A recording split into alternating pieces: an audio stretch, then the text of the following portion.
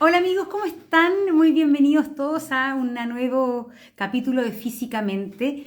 Hoy vamos a estar conversando de un tema demasiado importante en el mundo de hoy. Yo creo que no sabemos si es una epidemia, no sabemos si estamos más conscientes, no sabemos si finalmente no tenemos cómo manejarlo, pero hoy día cuando escuchamos hablar de angustia, de ansiedad y de ataques de pánico, yo creo que todos nos sentimos súper reflejados en alguna episodio de nuestra vida con alguno de esos tipos de sentimientos, de emociones. ¿Qué son los trastornos de pánico? ¿Cómo se pueden evitar?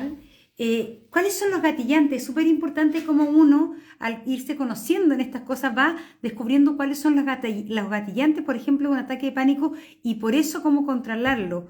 ¿Cuánto pánico les tenemos a los ataques de pánico? Es uno de los grandes temas que se trabaja muchas veces con psicoterapia.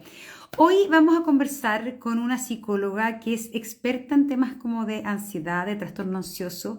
Ella además es la jefa de toda el área clínica de psicología de la clínica alemana y conoce mucho a los adolescentes, a los jóvenes, pero también es muy conocedora de los temas que hoy día quiero tratar hoy en Físicamente, que tienen que ver entonces con los trastornos de ansiedad, la angustia y en específico estos ataques de pánico que tanto pánico nos dan. Así que ahora vamos a invitar a la psicóloga Consuelo Aldunate, que en un Instagram, así que la vamos a acompañar en este proceso. Y ahí, Consuelo, tienes que recibir nuestra llamada. Entonces, ahí está, muy bien. Ahí está Consuelo ya uniéndose con nosotros. Consuelo, ¿cómo estás? Cuéntanos si nos escuchas, si está todo bien. Hola, Monse, sí, te escucho bien.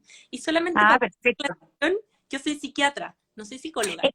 Perdón, parece muy qué bueno porque así vamos a hablar con propiedad de fármacos y de remedios también para esto, para el tema del trastorno. Entonces, vamos a presentar bien a Consuelo, Consuelo Aldunate, entonces psiquiatra, especialista en temas infantos juveniles, es jefa del área de psiquiatría adolescente, ¿no es cierto?, de la clínica alemana. Así que muy bienvenida, Consuelo. Qué bueno que estés con nosotros porque sabemos que, bueno, eres una de las profesionales más destacadas en esto, pero además con una cantidad de pega impresionante durante estos días, ¿no es cierto? Sí, mira, a ver, me pasó cuando escuché tu introducción, que vamos a ir viendo distintos conceptos que tú mencionaste a la pasada, pero me empecé a angustiar yo un poco.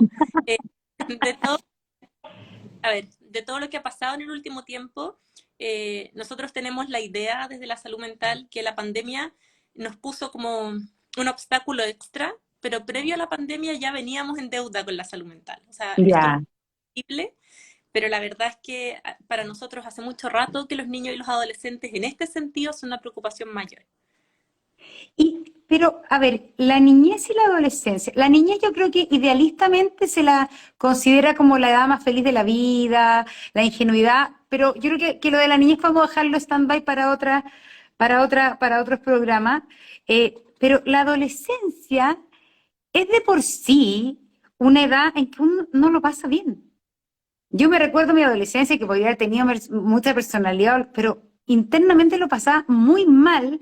La angustia, la ansiedad, especialmente la ansiedad social, la ansiedad que salí, que no salí, que me invitaron, que no me invitaron, que soy la más fea del grupo, que no sé qué, que hablé mucho, que hablé poco, que no sé cómo soy. Me acuerdo de la pregunta del adolescente, no sé si en el fondo yo soy así o soy asá. Entonces, la adolescencia, como dice la palabra que adoleces, es de por sí una etapa de la vida con mucha ansiedad. Entonces yo te voy a decir al tiro, no será exageración de los adolescentes, de los psiquiatras y de los psicólogos considerar o darle de alguna manera catalogarlo como esta crisis de salud mental de la adolescencia cuando es de por sí una edad en que es difícil. O sea, mira, a ver, la ansiedad, Monse, es una emoción que nosotros necesitamos para sobrevivir, en el fondo. Tanto Ujú. en la evolución en el cerebro humano hay un sistema destinado al manejo de esta emoción tan básica. Nosotros necesitamos ansiedad, o sea, necesitamos preocupación para poder escapar de las amenazas a las que estamos expuestos. ¿Sí? Y ahí aparecen Mm. estas en las que uno puede huir o en las que se queda paralizado, ¿cierto? Y que desde el hombre cavernícola para adelante han sido tremendamente adaptativas. O sea, la ansiedad en sí no es el problema está en que cuál es la intensidad de la respuesta que nosotros generamos a partir de un gatillante. Si me va persiguiendo un tiranosaurio rex, obvio que tengo que correr, ¿cierto? Pero si Ujú. hay un ruido, ¿será necesario que corra? Parece que Ya. no. Entonces, tiene que ver con la proporcionalidad del tamaño, la intensidad, lo amenazante que es el estímulo y la reacción que se genera en el individuo. Hay veces Ujú. que dice, ¿cierto? Oye, pero sobre reaccionó.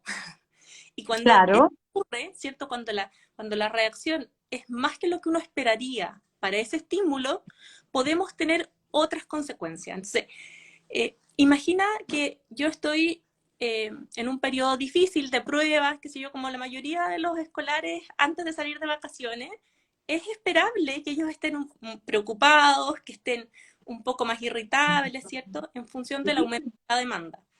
No es esperable, en cambio, que uno de ellos se despierte a las 3 de la mañana eh, con palpitaciones, sensación de sudoración, ¿cierto? Solamente asociado a ese estímulo. No es lo que nosotros queremos como parte del proceso educativo. O sea, la Ujú. no busca, no tiene ese objetivo. ¿Sí? Entonces, eso es una reacción que es mucho mayor a la que uno esperaría.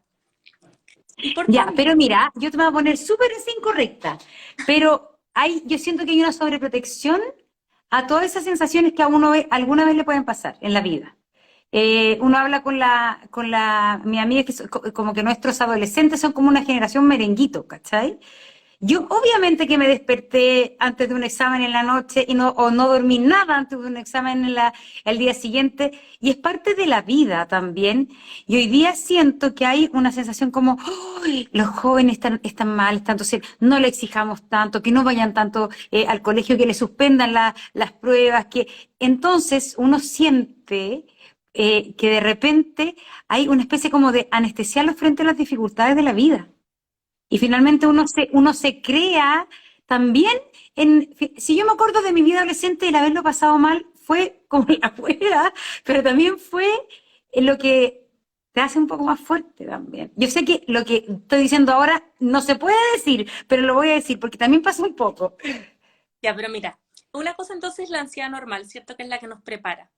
Pero para nosotros la distinción de una ansiedad patológica está cuando el nivel de esa angustia, ansiedad, o sea, preocupación, impide que este adolescente funcione en lo que nosotros esperamos que es adecuado para su edad. Es decir, que vaya al colegio, que tenga amigos, que tenga relaciones familiares medianamente cordiales, o que vaya Mm.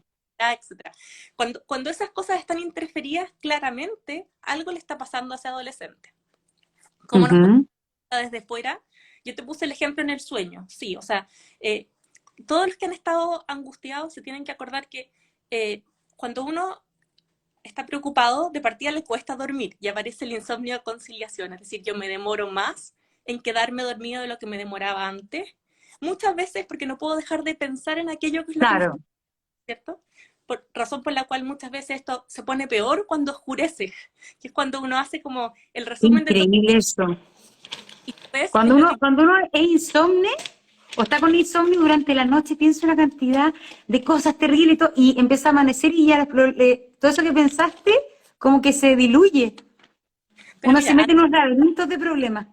entonces, claro, al principio, o sea, puede pasar que me cueste quedarme dormido y eso ya es un problema que interfiere al día siguiente porque uno va a estar con más sueño, con mayor tolerancia, ¿cierto?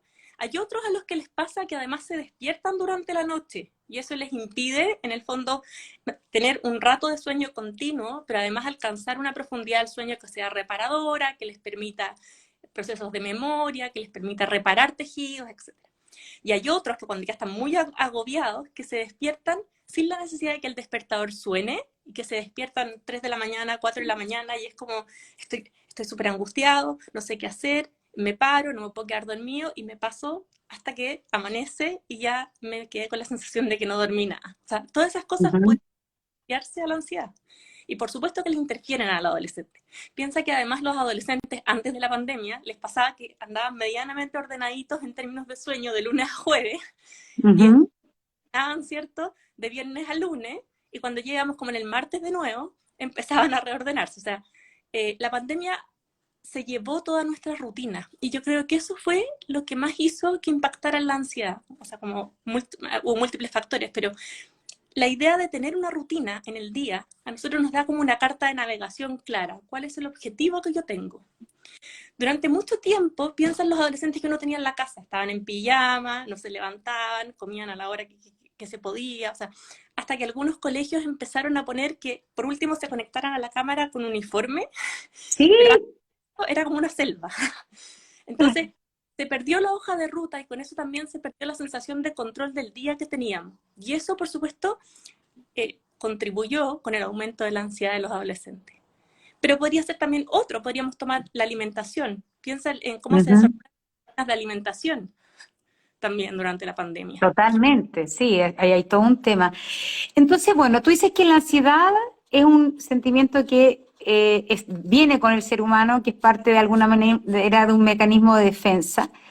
Lo que pasa es que tenemos que saber manejarlo, ¿no es cierto? Es un poco eso. ¿Y por qué hoy día se escucha tanto? ¿Qué son los ataques de pánico? ¿Es un tipo de trastorno ansioso? Para que nos también enfoquemos en ese tema que uno escucha hablar tanto, ¿no? ¡Ay! Tengo un ataque de pánico, me dio un o seriamente me dio un ataque de pánico y no pude ir a hacer esto, etcétera. ¿Qué son y desde cuándo que se habla de ataques de pánico? Ya, mira, lo que pasa es que ahí tenemos que hacer una definición más básica aún, que es que existen, en términos generales, ansiedades y angustias. Las ansiedades las podemos remitir a los pensamientos, preocupaciones, etcétera, que nos hacen sentir amenazados y que a lo largo Ya, del desarrollo van cambiando de temática. O sea, el niño preescolar tiene temor de que su mamá lo abandone y que lo vaya a dejar botado en el jardín, ¿cierto? Un poco más ajá, grande tienen miedo a las cosas concretas, que les aparezca un monstruo debajo de la cama. Un poco más grande a que el grupo no lo incorpore o ser malo para el claro. deporte, de peor rendimiento académico, etcétera. Entonces, la fuente, el motivo de las ansiedades va cambiando normativamente en el desarrollo. Y esas son ansiedades, ¿sí? Ajá.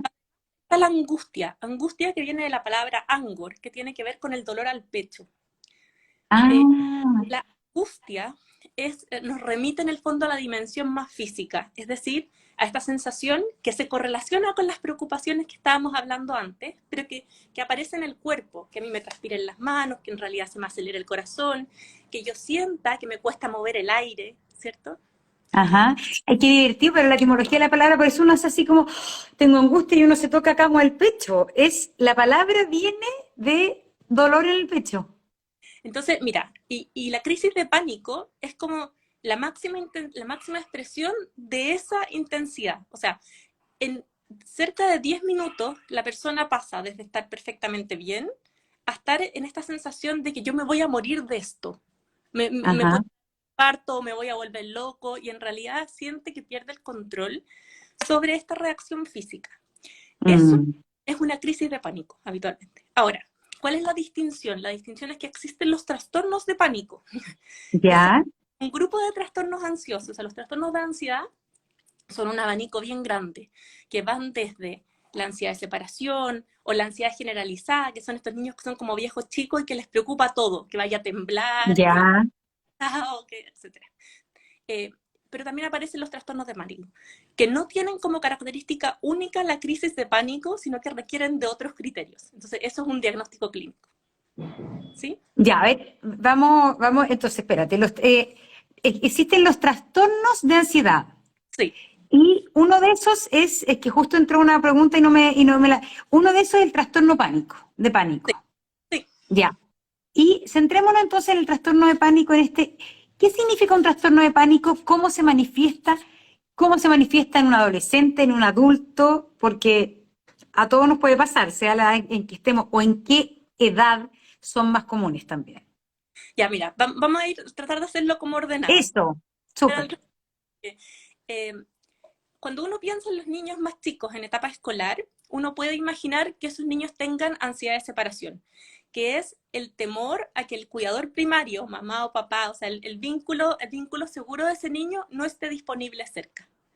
Y les empieza a pasar, por ejemplo, que no quieren ir a dormir a la casa de los amiguitos, que no se quieren quedar solos en el cumpleaños, y todos Claro. tienen algún recuerdo de ese tipo de situaciones, pero cuando se vuelve recurrente y nuevamente el niño no puede participar, o sea, no está siendo parte de su grupo curso, eso ya limita su funcionalidad. ¿Me entiendes? Como ahí es donde están. Ujú.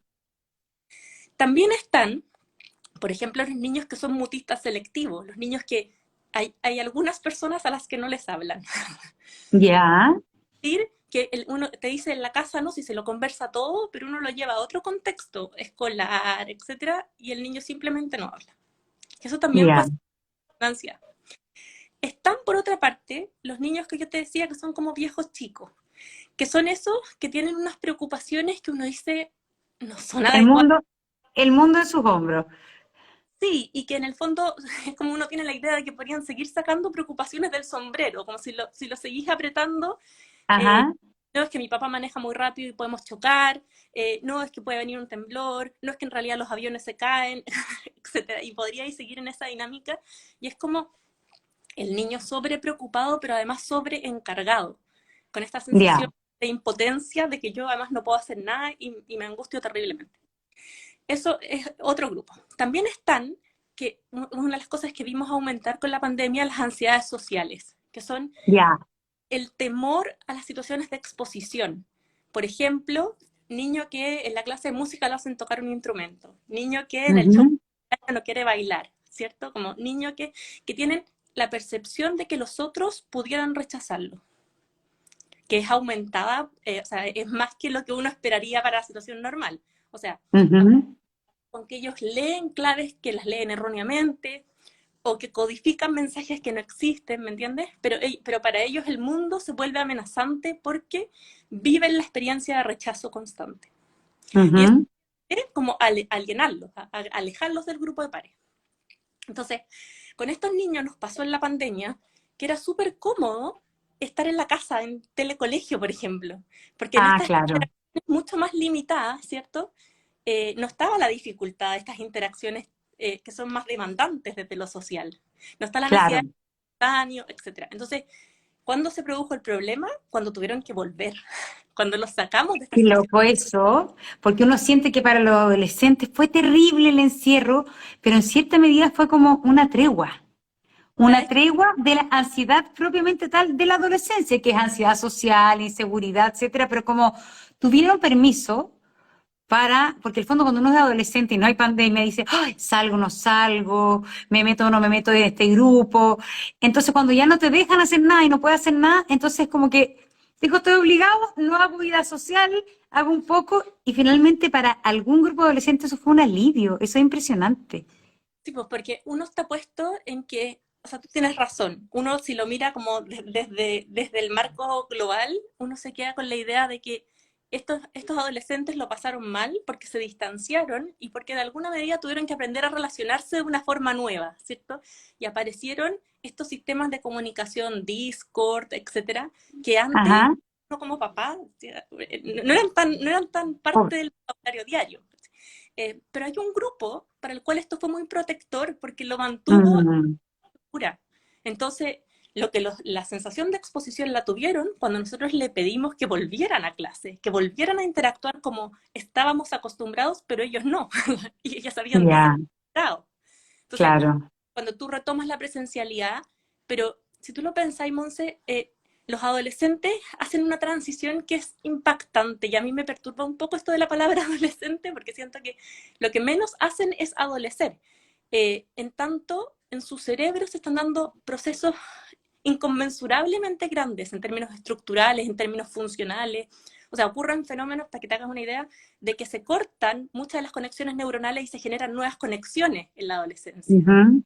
Y en términos psicológicos, uno sabe que con los niños chicos, lo que uno les diga, si los papás son validantes, si tú le decías a tu hijo que es el más inteligente, que es el más lindo, el mejor, ellos se creen exactamente eso, porque las figuras de referencia son los papás, son los abuelos, pero en los adolescentes pasa que la figura de referencia cambia y pasa a ser el grupo de pares. O sea, es Claro. los amigos lo que tiene más valor. ¿Y qué pasó con estos adolescentes? Que no se pudieron relacionar de esa manera, no tenían este grupo de Ujú. para. Entonces tuvieron que generar estas nuevas formas de interactuar y cuando ya se habían medianamente acostumbrado a estas formas digitales, telemáticas, con poca interacción, nosotros les pusimos encima el requerimiento de que no, es que ahora vuelven a lo que nosotros teníamos antes, Ya. una herramienta. Entonces, Claro, es que finalmente para uno que tiene 50 años, 2 años de encierro, no cambia tu estructura, es difícil, etcétera. Pero para un chico que ha vivido 15 años, tener 2 años de encierro es en la época fundamental y un porcentaje demasiado grande de su propia vida. Por eso yo creo bueno, son cosas que uno puede discutir. Yo de verdad creo que en Chile se les pasó la mano. Yo nunca estuve en el tema de cerrar los colegios, y creo que en ese sentido la frase que ahora nos escucha, que los colegios serán los últimos en cerrar y los primeros en abrir, finalmente es fundamental. Si no podemos estar sacrificando a una generación entera, porque el mundo de esas personas que no van a socializar porque estuvieron encerradas, ellos van a ser adultos y quién sabe qué capacidades van a tener ellos de liderar ese mundo con estas destrezas que perdieron y con todo lo bonito y feo que se perdieron, pero de la vida, ¿no es cierto?, de la vida misma. Ya, entonces, los trastornos de ansiedad, y tú decías que había varios trastornos de tipo asociados al pánico. ¿Cuáles son esos trastornos? Entonces, después de que ya pasamos por varios de los que ya mencionamos, hacia la adolescencia tardía y hacia la adultez aparece este que es como el trastorno de pánico, que tiene... Ya, es decir, en los niños no está presente el trastorno de pánico. Ya, Siempre pueden ocurrir presentaciones más tempranas, pero estamos pensando como en qué es lo más frecuente, esto es lo más sí, frecuente perfecto. en grandes y en adultos. Ahora, Ya, el trastorno de pánico tiene como criterios, además de la crisis de pánico propiamente tal, que ya conversamos qué es lo que era, tiene además que uno empieza a evitar situaciones en las que piensa que pudiera darse esta crisis.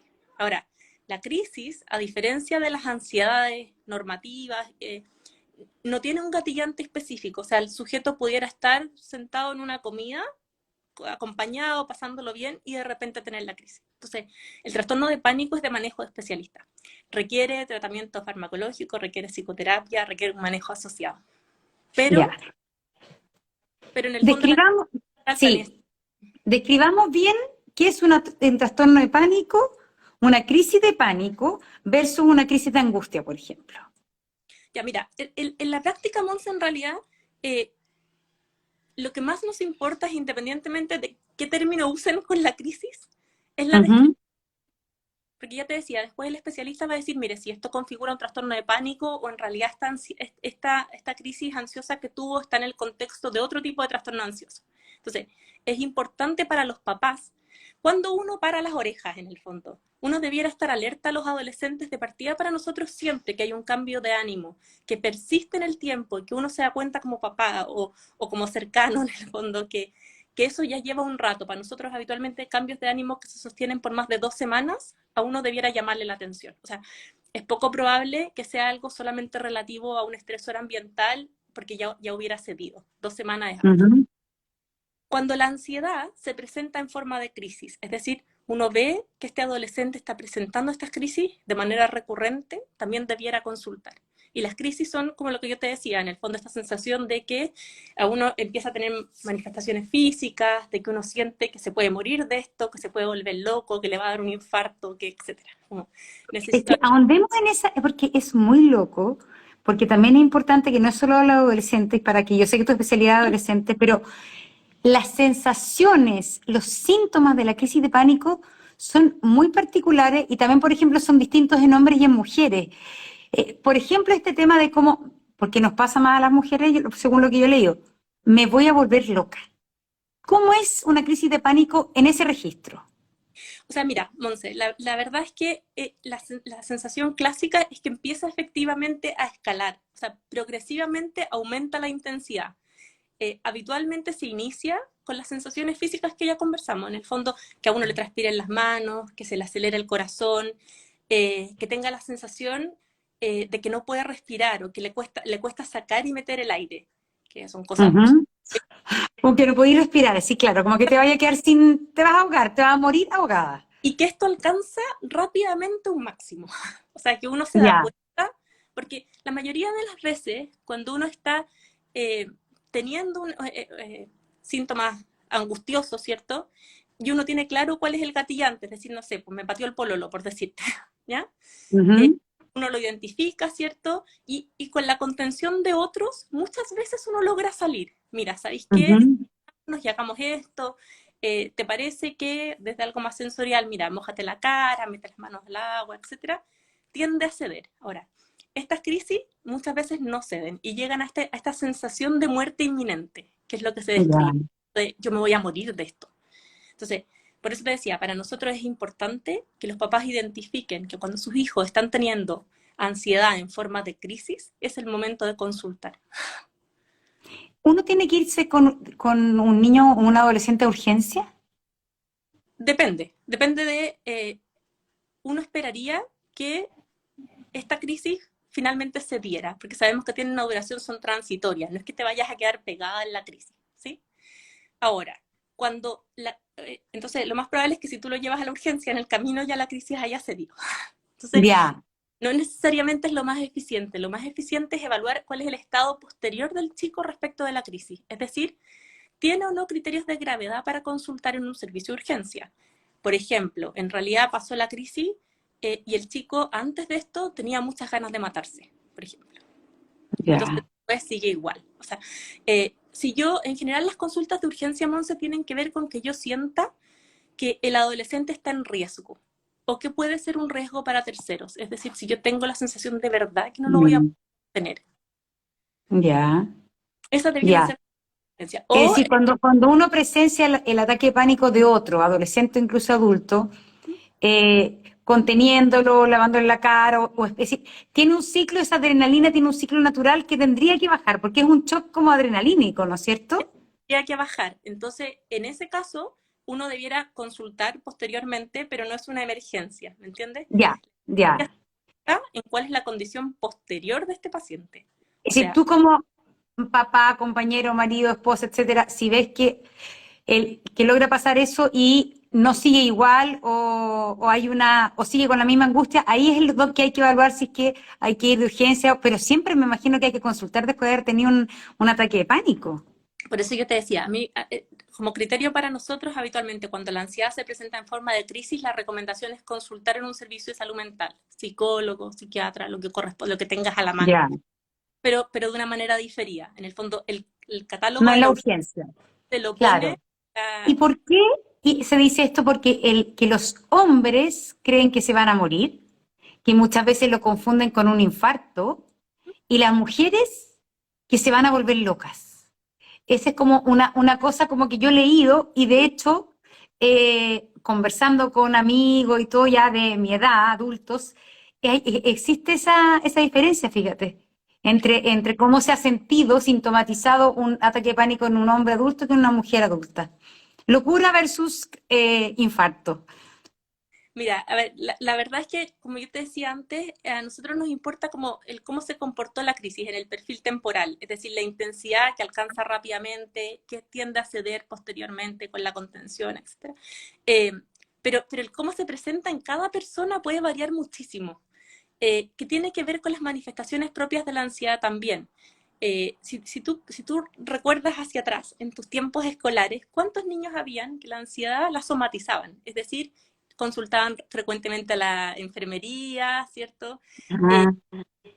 o sea, hay un tipo de perfil también que se queja mucho de dolor de guata, de dolor de cabeza, y que esa es su forma de exteriorizar esto que le está pasando. Entonces, el cómo nosotros tramitamos esta emoción varía tremendamente de una persona a otra y por supuesto que varía en función también del desarrollo cognitivo. En el fondo, los niños pequeños ni siquiera logran darse cuenta de algunas emociones que están experimentando. Obvio. Y en la medida que van creciendo, logran digerir más estados emocionales y por tanto pueden comunicarlo, pero también pueden expresarlos de más formas.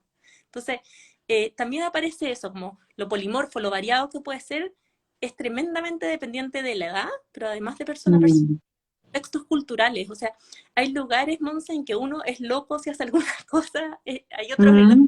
que hace otra. Entonces también tiene que ver con lo que esté validado socialmente.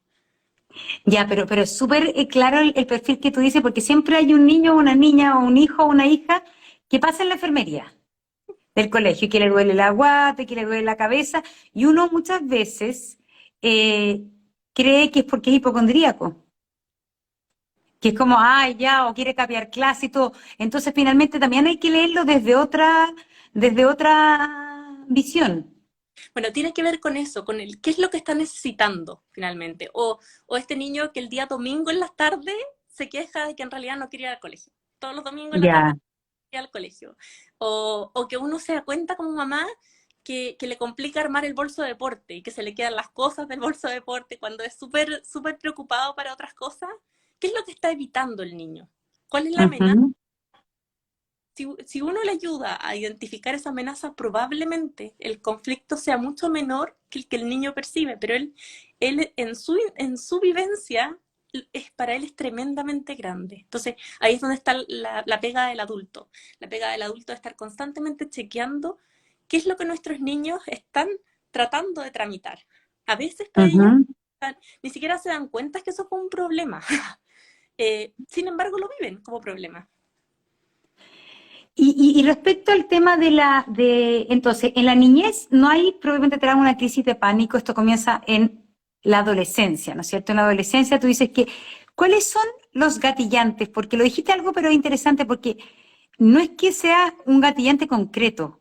Muchas veces una crisis de pánico justamente viene en el momento más inesperado o en el momento más tranquilo. Claro, por eso yo te decía que en el fondo en el trastorno de pánico la figura es distinta porque puede ser sin gatillante. La mayoría de las veces las crisis que nosotros vemos son crisis de ansiedad, sí, que tienen un gatillante que ellos pueden identificar a posteriori. O sea, Ya, se dan cuenta que en realidad esta situación de la sobrecarga académica, que en realidad esto de que yo no he visto a mi curso desde el año pasado, no, si me encuentran con una figura corporal que no es como la que ellos esperaban, como los cambios fue un tema también para ellos, como esto de, ajá, tenía asociado la novedad, qué es lo que esperan los otros de cuando nos encontremos, ¿cierto? Entonces hubo niños total. con eso también. Ujú. Entonces, ese es el mensaje, como una vez que la crisis está andando, hay que contener la crisis. Y para Ya, contener, pero esos eran los trastornos que tenían un gatillante claro, que eran volver al colegio, tengo una sobrecarga académica, etcétera. ¿Por qué la crisis de pánico a qué se refiere con que no tiene un gatillante claro? lo que pasa es que eso es, el trastorno de pánico es un poco distinto. Ahora, Ya, eh, ¿cuál es el punto, Monse? Que la mayor parte de las crisis que experimentan nuestros niños y adolescentes, incluso los adultos, son del otro grupo, del que tiene gatillante.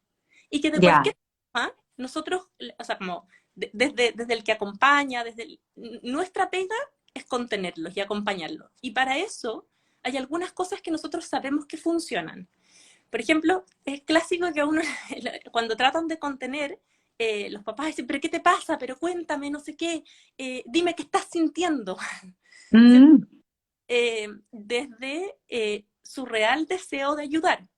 Muchas veces la regulación viene desde exactamente lo contrario, desde el solo el acompañar, el poder estar en silencio acompañando. Dime qué es lo que ya, Dime qué es lo que necesitas. A veces bajan los estímulos, hay algunos que se regulan mucho más con la luz apagada, que necesitan, qué sé yo, algunos tomar un vaso de agua o algún cambio físico, en fin. Entonces, yo creo que ese es el mensaje central, tiene que ver con cómo nosotros contenemos. Con los niños es más evidente todavía que el paso número uno para contener a un niño es bajarse a su altura, por muy bajo ya, que parezca.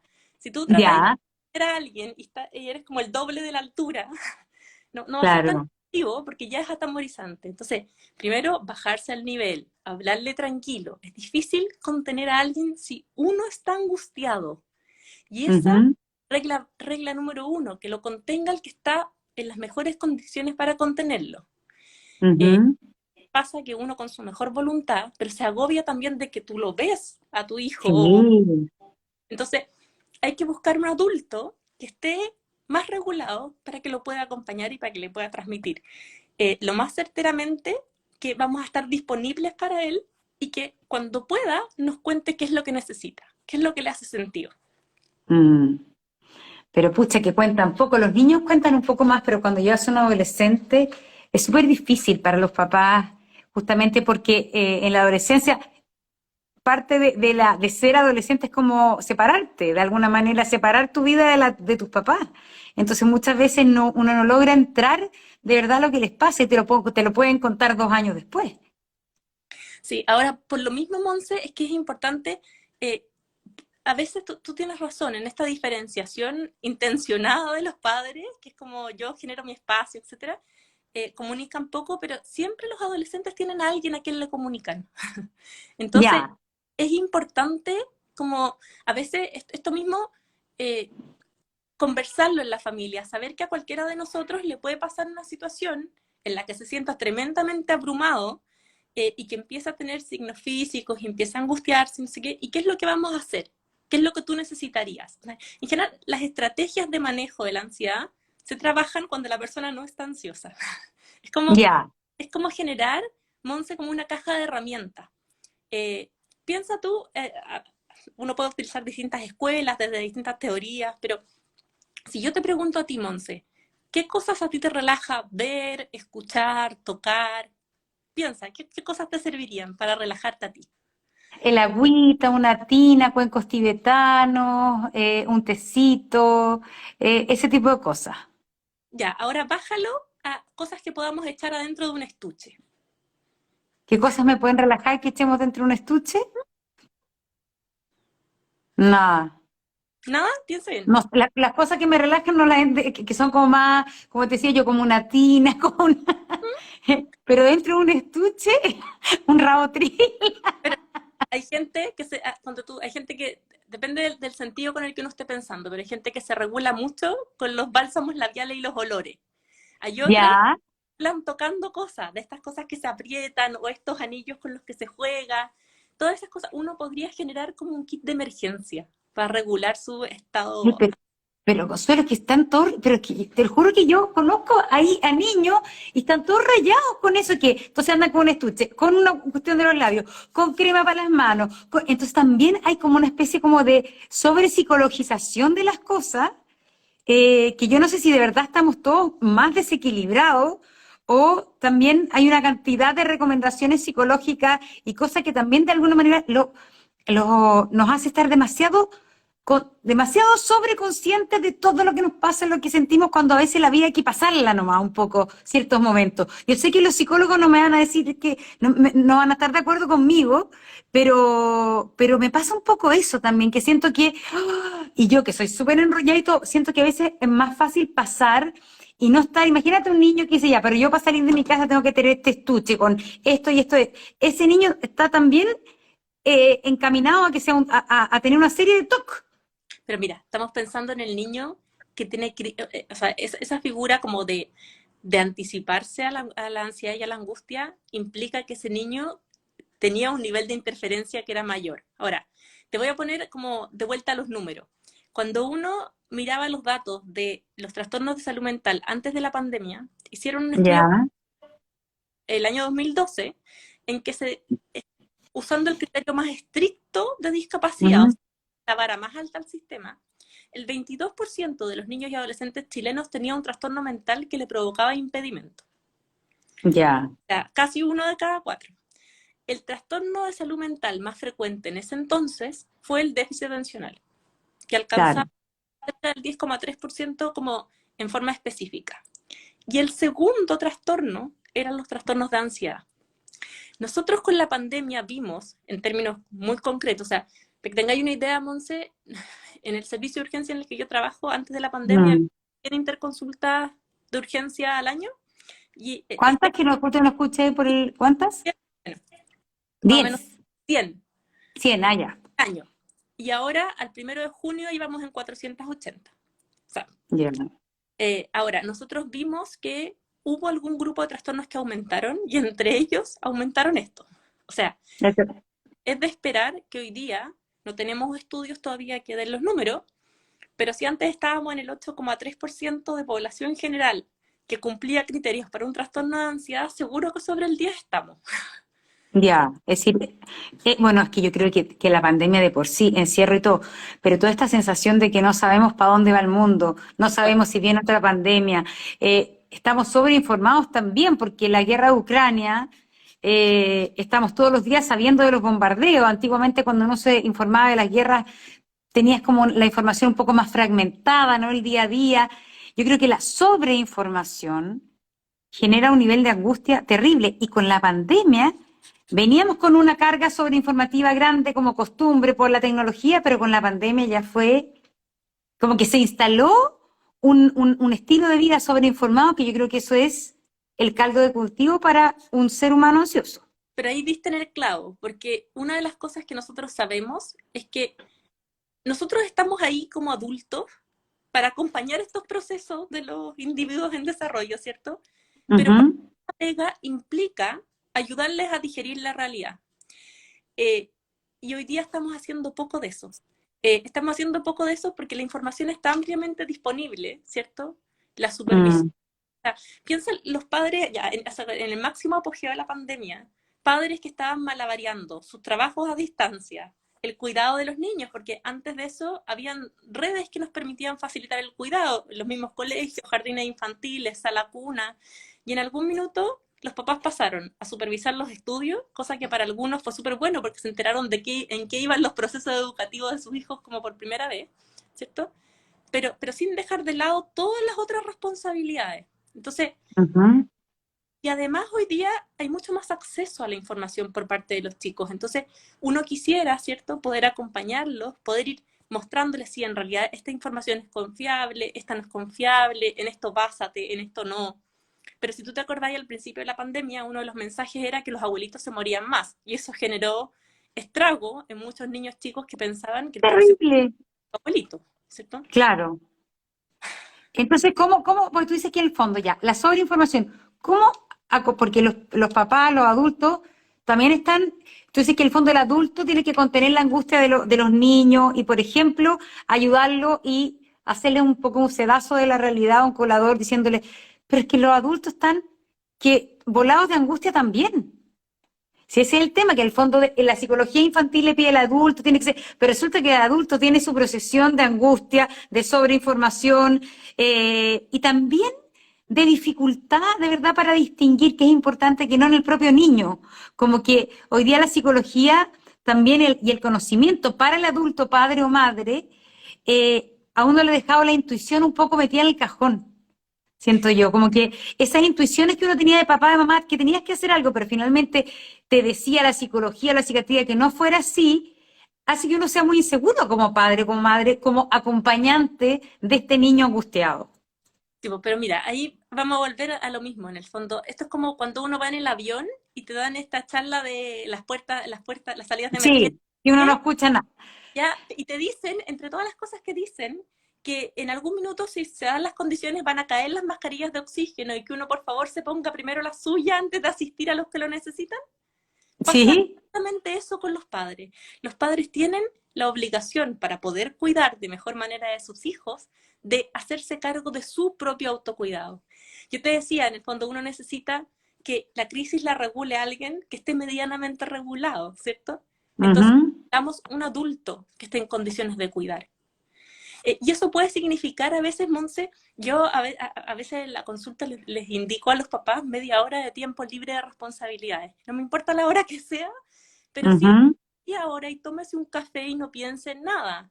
O, en el fondo, y con eso, o sea, con un espacio que sea recurrente, hay otros que lo hacen en deporte, lo que quieran, pero un espacio personal. Porque si no, imagínate, ujú. es malabarear las ansiedades de uno, más las de los niños, más las del marido, más las de se vuelve un poco agobiante y cada día va sumando más. Entonces tiene que tener alguna forma de descarga. Entonces, la clave también está en el autocuidado de los adultos. Ujú. Hay un tema, Consuelo, que hoy día está, bueno, estamos con este aumento que tú lo ves claramente y las cifras parece que así lo van a comprobar de todo lo que son los trastornos de ansiedad en niños y adolescentes. ¿Y qué pasa hoy día también con el aumento de la medicación en niños y adolescentes? ¿Qué pasa en nuestro país? Que yo justo estuve de viaje hace un par de meses en Europa, conversamos con unas familias chilenas que viven en Francia y me decían, Chile es increíble cómo medican a la gente, tanto adultos como niños y adolescentes, para temas que están de psicología, en el fondo temas de salud mental. Se impresionaban con el nivel de medicación que hay en Chile. Eh, y no sé si es que efectivamente tenemos más problemas de salud mental propiamente tal, o que también hay más laxitud, más liviandad o más propensión de los propios especialistas a recetar más. Mira, Monse, ¿sabes lo que me pasa? Yo creo que, o sea, nosotros antes de la pandemia sabíamos que existía una brecha en atenciones de salud mental.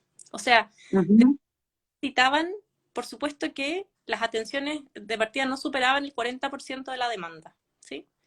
ujú, La llegada de la pandemia, a los equipos de salud mental, igual que a todos los equipos médicos y de respuesta de salud, les pasaron cosas, ¿cierto? O sea, de partida se reconvirtieron camas y espacio hacia, tú tenés que acordar, como unidades de paciente crítico, sí. etcétera, y todos esos espacios salieron de las otras especialidades en un inicio.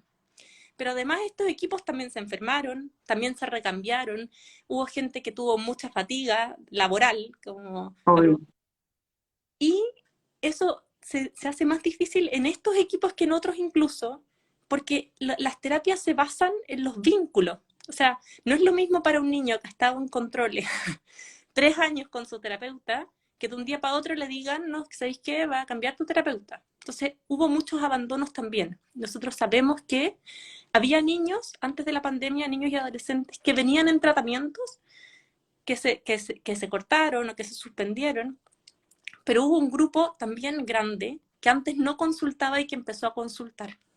Entonces, la demanda de atenciones de salud mental saturó al sistema a un nivel que hoy día no podemos dar abasto. Y eso sí, Ujú, si tú lo piensas, una forma de trabajo y tiene que ver con la intensidad de los síntomas, muchas veces el tratamiento gold estándar es el asociado, es decir, que exista farmacoterapia cuando lo requiere, pero además que exista psicoterapia. Ahora, ujú, eso implica mucho recurso humano. Sostener esa cantidad de procesos psicoterapéuticos, piensa que la mayoría de los procesos psicoterapéuticos se hacen una vez a la semana, a lo más una vez cada 15 días. Es decir, ujú, horas psicólogo, pero no es mm. un aumento exponencial de la oferta. La oferta es exactamente la misma con una demanda que creció de manera exponencial. Entonces, yo también creo que en la planificación como a mediano y largo plazo necesitamos formar más profesionales de salud mental, pero dado que eso va a ocurrir en un largo periodo, la pega está en actuar nosotros mismos al interior de nuestras familias, de nuestros barrios, de nuestras comunidades, como agentes de salud mental. O sea, en el fondo, retomar esto, con la pandemia nos pasó que cada uno se encerró en su casa. Eh, Ujú. no todos tuvimos que volver a salir, pero no solamente tenemos que salir, tenemos que comunicarnos, tenemos que vivir en Sí. comunidad. Sí, no, lo que pasa, lo que yo te preguntaba era respecto a los tratamientos farmacológicos. Si efectivamente en Chile, y si quieres, también te puedo preguntar hoy día, porque hoy día, ¿cuán común es que los niños, ante toda esta, cuando un niño tiene trastorno ansioso, se lo trata con antidepresivos, con ansiolíticos? ¿Cuáles son las limitaciones del tratamiento farmacológico, a los niños versus a los adultos con un problema parecido de ansiedad? Ya mira, a ver, depende de la edad del niño y depende de la intensidad de los síntomas, es cuál es el esquema de primera línea que se ocupa. Ahora, nosotros sabemos que, por ejemplo, los ansiolíticos clásicos, o sea, las benzodiazepinas, por ejemplo, que son todos estos fármacos terminados en azepam, Ajá. se reservan para adolescentes tardíos idealmente, porque el cerebro de los niños más chicos y de los adolescentes tempranos es un cerebro en desarrollo, que por tanto el mismo medicamento no necesariamente tiene el mismo efecto en el, Ujú. que en el cerebro maduro. Entonces también vemos a veces que hay reacciones que no son las que esperábamos y por eso se reservan para más tarde. Eh, por eso que habitualmente, dependiendo de la intensidad de los síntomas, el tratamiento inicial es con otros grupos de fármacos, pero además siempre potenciando la psicoterapia. Y por eso yo te decía que es ahí donde tenemos uno de los débiles, como Ya. que nosotros tenemos esa limitante hoy día. O sea, y probablemente si ustedes hacen el ejercicio, busquen horas de prestadores de salud mental y se van a dar cuenta que no hay para nunca. O sea, No, claro. Y antiguamente se le recetaba a la mitad de los niños, tenían Aradix, cosas para justamente el déficit atencional.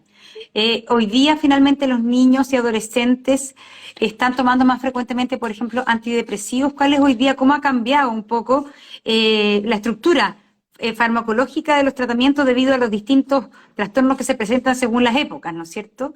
Hoy día, ¿cómo se podría ver eso? Hay efectivamente más niños con antidepresivos que lo que habían hace 10 años atrás, que estaban niños con Aradix o con Ritalin, etcétera. ese dato no lo tenemos. Pero en la práctica, según lo que a ti te toca en la práctica clínica, la verdad. Mira, lo que pasa es que esa es una muestra bien sesgada, porque habitualmente cuando llegan al psiquiatra es porque ya han pasado por más de un proceso. Entonces, Ya. habitualmente las primeras atenciones de salud mental ocurren en psicología, ocurren en niveles más primarios. Ujú, Eh, no sé si en la atención terciaria estamos viendo más ujú. cambios en la... Y respecto a lo que yo te decía, ¿tú crees que, a la pregunta que te decía, crees que en Chile quizás es un país que es demasiado como consumidor de fármacos para salud mental, de psicofármacos, si uno se compara con otros países de Occidente, ¿ah? Porque no tengo idea de qué pasará en Asia, ¿cachai? Pero Mira, ¿cómo lo ves tú? yo no sé, Monse, si consumimos más fármacos, pero sí hay una cosa que me preocupa, y es que esto de lo chileno como de echa la ley, echa la trampa, eh, ¿Ya? yo siento que los sistemas de fiscalización de la venta de medicamentos han sido vulnerables y uno puede ir a las ferias los fines de semana, ¿cierto? En algunos lugares de Santiago y adquirir Sí. medicamentos de una manera que no es la que corresponde, ¿cierto? Y que por tanto también ha aumentado mucho la automedicación. Mm, Eso que tú me estás preguntando es súper interesante. Ojalá supiéramos, ¿cierto?, en números cómo han aumentado los trastornos. Yo creo que hay muchos grupos hoy día trabajando en esas casuísticas.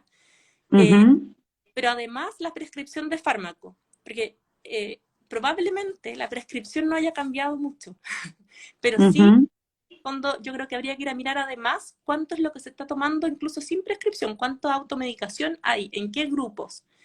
ujú. Perfecto. Y una pregunta, lo que pasa es que el tema, ahora entiendo que para hablar de las crisis de pánico es un tema que es más de adolescencia tardía y de la adultez. ¿Mm? Pero entonces, en el caso de la adolescencia, la crisis, el diagnóstico propiamente tal de trastorno de pánico, crisis de pánico, ¿tiene tratamiento farmacológico eh, de sine qua non o también tiene tratamiento que es solo psicoterapia? Lo que pasa, Monse, es que ahí depende de cuál haya sido la historia previa. Es distinto el enfrentamiento si el adolescente llega o el adulto llega porque tuvo la primera crisis consultó, ¿cierto? Que alguien Ujú, que efectivamente lleva varias crisis frecuentes, yo tuve en la pandemia un paciente que estaba encerrado en su casa una vez que se habían liberado las restricciones, porque no iba a salir de la casa porque tenía claro. que tener una crisis. Entonces, la intensidad de los síntomas, el grado de discapacidad que esos síntomas producen y además una variable no menor es cuál es la red de apoyo que tiene este paciente. Es Ujú, cierto, si tú me dices, mira, sabes que este es un adolescente que es súper grave, pero que tiene una red de apoyo que lo pueda contener, que si tiene alguna situación de emergencia le va a dar cuenta a sus cuidadores, ¿cierto? Que ujú. tiene que arreglar por sí solo, que en realidad está metido en una familia que funciona de manera caótica, que no le quiere dar más problemas a sus papás y que se lo va a guardar, etcétera. Entonces, la variable del funcionamiento familiar y de cuán contenidos se sientan los adolescentes también es una variable a considerar en el tratamiento, en el esquema de tratamiento. Ya. Perfecto. Bueno, yo creo que hay un montón de temas que quedan pendientes, Consuelo. Solamente yo creo que eh, volver a la pregunta del comienzo, ¿ah? ¿Cómo saber? ¿Cómo criar? Yo creo que la gran pregunta que tienen las madres, tenemos las madres y los padres de adolescentes. ¿Cómo criar con la suficiente cariño, amor, atención y no caer en el exceso, en la condescendencia, en esta cosa de criar adolescentes merenguitos que no se la van a poder con la vida, de que no estén preparados para enfrentar al mundo, de que no estén preparados para enfrentar a un jefe que es como que es pesado? ¿Cómo equilibrar eso? Que es la gran duda con la que uno enfrenta la crianza, encuentro yo. Pero ¿sabéis qué, Monse? A mí me pasa que me complica un poco esto de la receta para la crianza porque yo tengo tres hijas y tienen Ajá. son distintas. Entonces, uno aprende cada vez, y yo creo que la clave está en la observación. ¿Qué es lo que cada uno de los hijos necesita? Hay algunos hijos que necesitan más de esto de la supervisión y más del digerir la información. En realidad, con poco, ellos en su biología ya se angustian harto. Entonces, Ujú, eh, piensa, hoy día le agregamos además el factor de que hay muchos niños que están como recibiendo los temores, las incertezas relacionadas con el plebiscito constitucional, con qué es lo que va a pasar con Chile, ¿cierto? Que viene de sus papás. Ojalá uno les transmitiera que en realidad a los niños, si necesitan más información de la que están recibiendo, la van a pedir. No Ujú, sobreparticiparlos, no sobreparticiparlos, ¿sí? ujú. Que en cambio uno debiera trabajar porque el niño se sienta suficientemente seguro y que si tiene una duda, eh, sepa que uno va a estar disponible para contestársela. Ujú. Hay otros niños, en cambio, que se agobian con poco porque tienen, en su esencia son distintos. Nosotros decimos son de temperamentos distintos, tienen una biología distinta, reaccionan menos a los estímulos, se angustian menos, etcétera. Entonces, yo creo que uno no, no es el mismo padre con los distintos hijos.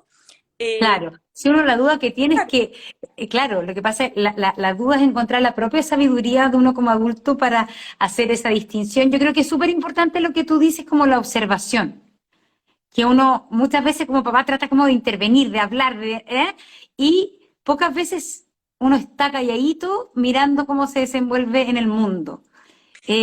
Yo creo Mira, que, y ahí hay un tema que es súper tirano, es súper tirano porque mi experiencia como más con los niños, cuando eran más niños mis hijos, era que de verdad cuando yo me enteraba de cómo eran y de lo que les pasaba, era cuando yo estaba toda la tarde en la casa.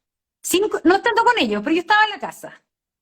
Entonces ahí de repente se me acercaba un niño, me decía una cosa, después, y era terrible porque era constatar algo que no podemos hacer generalmente, que estar toda la tarde en la casa. Más allá, no estoy hablando de pandemia, pero es como, de verdad uno siente que va conociendo a esos niños, no cuando uno les pregunta, ¿cómo estás y qué te pasa? Como lo que dices tú, sino que cuando uno está como disponible. Y el tiempo es lo más escaso que uno tiene en esta época. pero por lo mismo, eso es lo que no hay que transar. ¿Te acordáis que antes a uno le decían que no es una cosa de cantidad, sino que de calidad? No, la wincha, No al mucho mejor lugar, la cantidad. no al lugar. Tiene que ser cantidad y calidad, y eso significa hacer algunos esfuerzos. En el fondo, para generar niños seguros, en el fondo, eso se modela y los niños tienen que desarrollar una cosa que se llama confianza básica. Que es la certeza de la disponibilidad del cuidador, que se aprende súper tempranamente, pero los que Ya, han aprendido tienen que aprenderlo, tienen que generar un vínculo seguro con alguien, ¿viste? Yo creo que esa perfecto. es más la que tenemos para cuidar a nuestros niños al final. Ay, difícil. Difícil, yo creo que uno de los que más sirve de los psicólogos para niños es que le ayuda a los grandes. Básicamente eso es lo que más le sirve. Uno va para ver a los niños, pero básicamente uno va para que le ayuden a uno como adulto. Así que, mira, voy a mirar algunas preguntas de repente que hay acá. Eh,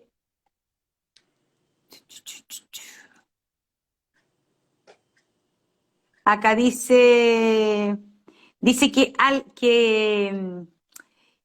que a veces el trastorno de angustia tiene que ver con la sobreprotección, que es un poco lo que yo te planteaba.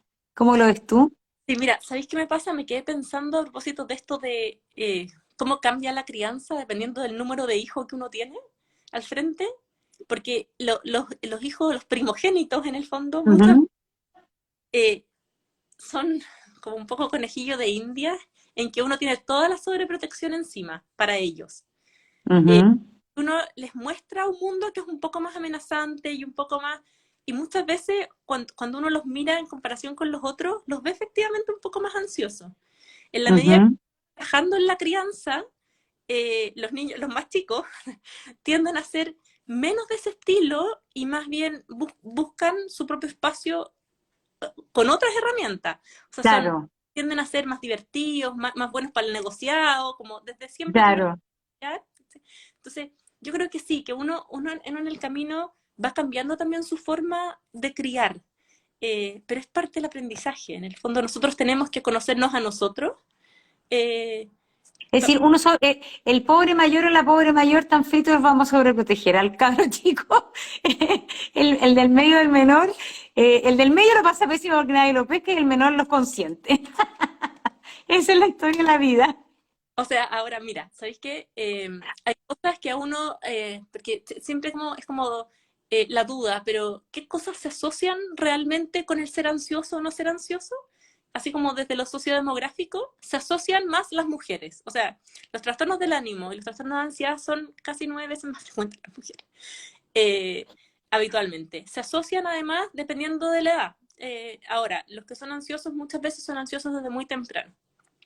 Y los otros factores que uno tiende a pensar, que son como el nivel intelectual o el nivel socioeconómico, la verdad es que por sí solos no se han demostrado que sean factores de riesgo para la ansiedad.